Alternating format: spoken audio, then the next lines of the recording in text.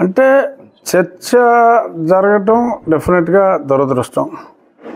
ఇది ఒక్కడు ఎక్స్పెక్ట్ చేశాడు ఇటువంటి చర్చ జరుగుతుందని రాష్ట్రంలో. ఒక్కడెవరో తెలుసా మీకు? పేరు జగన్మోహన్ రెడ్డి. ఆడికి ఒక్కడికే ఎక్స్పెక్ట్ చేయగలిగాడు, ఇంకెవరు ఎక్స్పెక్ట్ చేయలే. నాకైతే డౌట్ ఉంది, అనుమానం నాకైతే ఉంది. కానీ ఎన్నోసార్లు అతను అనుకున్నది చేయలేకపోయాడు. నన్ను డిస్క్వాలిఫై చేయలేకపోయాడు, నన్ను చంపలేకపోయాడు, అలా చాలా విషయాల్లో ఫెయిల్ అయ్యాడు. ఇక్కడ కూడా ప్రయత్నంలో అతను ఫెయిల్ అవుతాడు అనుకున్నాను, కానీ టెంపరీగా సక్సెస్ అయ్యాడు. ఖచ్చితంగా మనస్ఫూర్తిగా నేను నమ్మి చెప్పేది ఏంటంటే 3-4 రోజుల్లో తప్పకుండా కూటమి తిరిగి నన్ను, అది బీజేపీ కావచ్చు, టీడీపీ కావచ్చు, ఏ పార్టీ అయినా కావచ్చు, గతంలో నేను ఎందుకని చెప్పానో, ఏ పార్టీయో నేను ఇప్పుడు చెప్పలేనని చెప్పింది ఈ ముందు చూపుతోటే చెప్పా. పలానా పార్టీ అంటే ముందు ఆ పార్టీకి వలేసేస్తాడని చెప్పి నేను ముందు చూపుతో ఏ పార్టీయో చెప్పకుండా నేనున్నా. బట్ ఎనీహౌ తప్పకుండా కూటమి తరపున ఆల్రెడీ భారతీయ జనతా పార్టీకి సీటు వచ్చింది కాబట్టి మేబీ భారతీయ జనతా పార్టీ తరపునే పోటీ చేయడానికి అవకాశాలు ఎక్కువ ఉండొచ్చు. బట్ ఖచ్చితంగా కన్సిడర్ చేస్తారు అనే అభిప్రాయం అయితే నాకు పూర్తిగా ఉంది. అయితే ఎటువంటి ఐడియా లేదు, చూద్దాం. ప్రస్తుతానికి ఇంకా నేను ఏ పార్టీలో లేను. ఆ పార్టీలు కూడా అదే చెప్తున్నాయి. ఒక పార్టీ మరి జాయిన్ అవ్వకుండా ఎలా ఇస్తామని చెప్పి మరి తిరుపతికి సీట్ కన్ఫర్మ్ చేసి జాయిన్ చేసుకున్నారు. అంటే అబద్ధం ఆడినా కూడా పాపం అరగంటలో దొరికేశారు. అలాగా కొద్దిమంది ఇంకో పార్టీలో కూడా ఇలాంటి ప్రచారమే చేయాలనుకున్నారు. వాళ్ళు కూడా మరి ఉబలాటం ఆపుకోలేక ఇంకా జాయిన్ అవ్వకుండానే సీటు కూడా డిక్లేర్ చేశారు. ఇంకా జాయిన్ అయ్యాడో లేదో కూడా తెలియదు అభ్యర్థి. సో ఇటువంటివి ఉన్నాయి కాబట్టి అది కేవలం జాయిన్ అవ్వలేదు అనేది అది ఒక అభియోగం. బట్ అది పెద్ద ఇష్యూ కాదు. డెఫినెట్గా నాకు నరేంద్ర మోడీ గారి మీద, చంద్రబాబు నాయుడు గారి మీద, పవన్ కళ్యాణ్ గారి మీద పూర్తి విశ్వాసం ఉంది. వారి నాయకత్వం మీద డెఫినెట్గా జగన్మోహన్ రెడ్డిని వారు ప్రేమించరు అనేదే నా ప్రగాఢ విశ్వాసం. మొట్టమొదటిసారిగా ప్రజలందరికీ జగన్మోహన్ రెడ్డి అంటే ద్వేషం ఉంది చాలామందికి. బట్ ఆ ద్వేషం ఉండటం వేరు, మనసులో కుమిలిపోయినా అని అడగటం వేరు, అంటం వేరు. సో అది నేను అందరికన్నా 1 సంవత్సరంన్నర ముందు ఎక్స్ప్రెస్ చేశా. అది ప్రజలకు తెలుసు. సో కాబట్టి జగన్మోహన్ రెడ్డి మీద జరుగుతున్న ఈ ప్రజా పోరాటంలో, ఈ ఎలక్షన్స్లో జగన్మోహన్ రెడ్డిని తొలిసారిగా ఎదుర్కొన్న వ్యక్తికి డెఫినెట్గా, ఎందుకంటే ఇప్పుడు నన్ను జైల్లో పెట్టాడు, అప్పుడు చంద్రబాబు నాయుడు గారు ఎంతో తపన పడ్డారు, ఆయన చేయగలిగిన సహాయం చేశారు. ఆయనే ఎన్నోసార్లు మీటింగుల్లో చెప్పారు. మరి అంత సహాయపడిన వ్యక్తి నాకు ఎందుకు అన్యాయం చేస్తారు? అలాగే కేంద్రంలో ఈ పనికిమాలినోడు నన్ను డిస్క్వాలిఫై చేయాలని చూశాడు. కేంద్రం చేతిలో పని, ఇప్పుడు నన్ను చంపాలని చూశాడు. నాకు సెక్యూరిటీ ఇచ్చారు.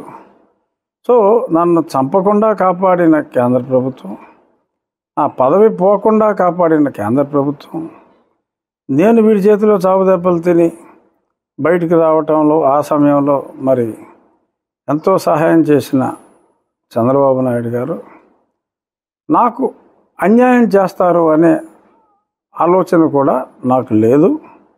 డెఫినెట్గా 3 రోజులు పడుతుందా, 4 రోజులు పడుతుందా, ఖచ్చితంగా కూటమి అభ్యర్థిగా నేను నరసాపురం నుంచే పోటీ చేయగలను అన్న విశ్వాసం నాకుంది. నాకన్నా ఎక్కువగా ఆ నియోజకవర్గ ప్రజలకే కాదు, రాష్ట్రంలో ఉన్న జగన్మోహన్ రెడ్డిని ద్వేషించే అందరికీ కూడా ఉంది. ఇంతమంది కోరుకుంటున్న నా కూటమి అభ్యర్థిత్వాన్ని ప్రజల మ్యాండేట్ కోసం ఇవాళ అందరూ ప్రతి ఓటర్ని కూడా కాళ్ళు పట్టుకుని బతిమాలవలసిన ఈ పరిస్థితుల్లో ఎంతోమంది యాంటీ జగన్మోహన్ రెడ్డి వ్యక్తులు ఉండగా వాళ్ళందరూ నన్ను అభిమానిస్తూ ఉండగా ఎలక్షన్లు గెలవాలనుకున్న ఎవరికీ కూడా నాకు అన్యాయం చేయాలన్న ఆలోచన రాలేదు.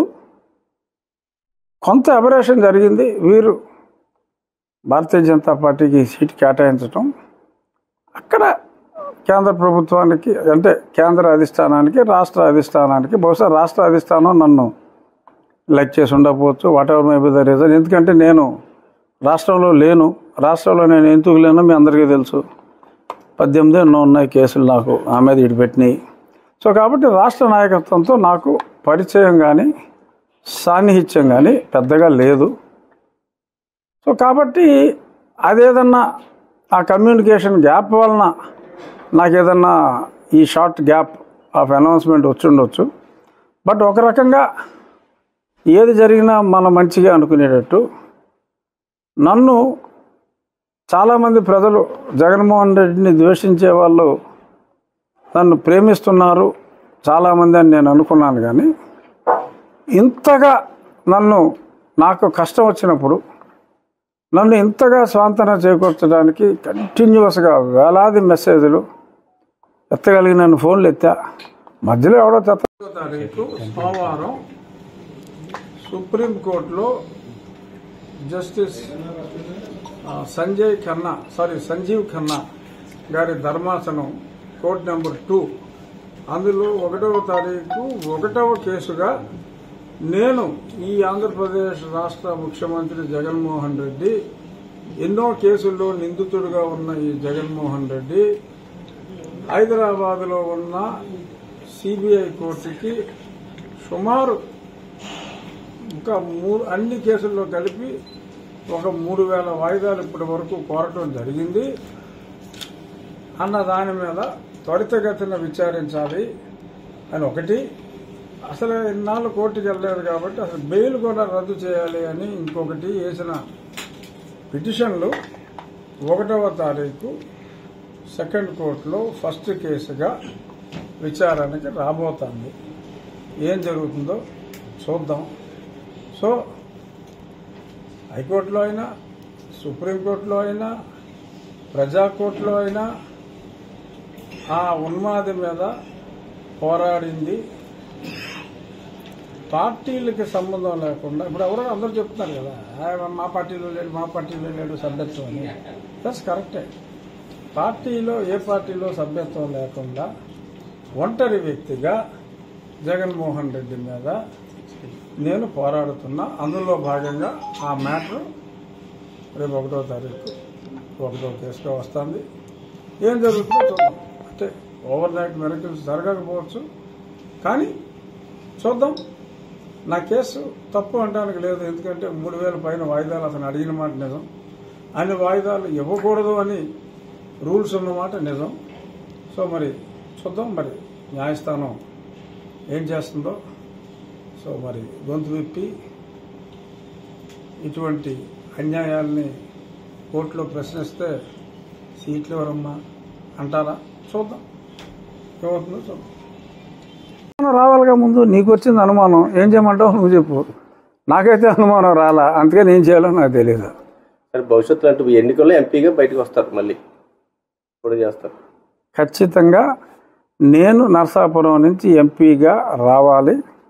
జగన్మోహన్ రెడ్డి అనేవాడు ఇక్కడ ఎన్నికల్లో ఓడిపోవాలి, రాష్ట్ర ఎన్నికల్లో అనేది మెజారిటీ ప్రజల అభిప్రాయం ఈ రోజుకి. సో డెఫినెట్గా వాళ్ళ కోరిక తప్పకుండా నెరవేరుతుంది అనేది నా విశ్వాసం. అది అతి విశ్వాసం కాదని నేను అనుకుంటున్నాను.